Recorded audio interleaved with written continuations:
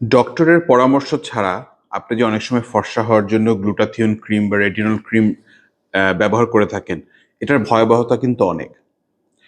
Cream, মলম, lotion, jail এগুলি সম্পর্কে আমরা একটু জেনে নিই। এই সবগুলোকে একসাথে বলা হয় টপিক্যাল এজেন্ট, মানে বাহ্যিকভাবে ব্যবহার করার জন্য যেই সাবস্টেন্সগুলো আমরা ইউজ করি সেগুলিকে বলা হয় টপিক্যাল। তো অনেকে আমরা মনে করি কি যে এই টপিক্যাল জিনিসগুলো বা এই ক্রিমগুলো ব্যবহার করার জন্য বোধহয় ডক্টরের পারমিশন লাগে না, বা যেরকম একটা ক্রিম ব্যবহার করলেই হয়ে যায় মনে হয়। একটু সংক্ষেপে জেনে নেই যে এই ক্রিমগুলো কিভাবে কাজ করে। আমরা যখন ক্রিমটা বা মলমটা অ্যাপ্লাই করি আমাদের চামড়া বা ত্বকের উপরে, সবচেয়ে উপরে যে লেয়ারটা থাকে সেটাকে বলা হয় স্ট্র্যাটাম কর্নিয়াম, এপিডার্মিসের যে লেয়ারটা থাকে। এই স্ট্র্যাটাম কর্নিয়ামটাকে ভেদ করে এটা নিচে একটা ইন্ট্রাসেলুলার, মানে দুই কোষের মাঝখানে এক ধরনের চর্বি বা লিপিড রয়েছে। এই লিপিডের সাথে এটা রিয়াকশন করে এই মলমগুলো কিন্তু কাজ করে।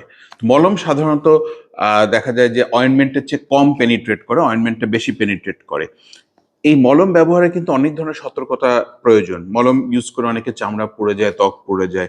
একেকটা জায়গার স্কিনের থিকনেস বা পুরুত্ব কিন্তু একই রকম থাকে। যেমন ঘাড়ে মলম দেওয়ার ক্ষেত্রে কিন্তু আমাদের সতর্কতা অবলম্বন করতে হয়।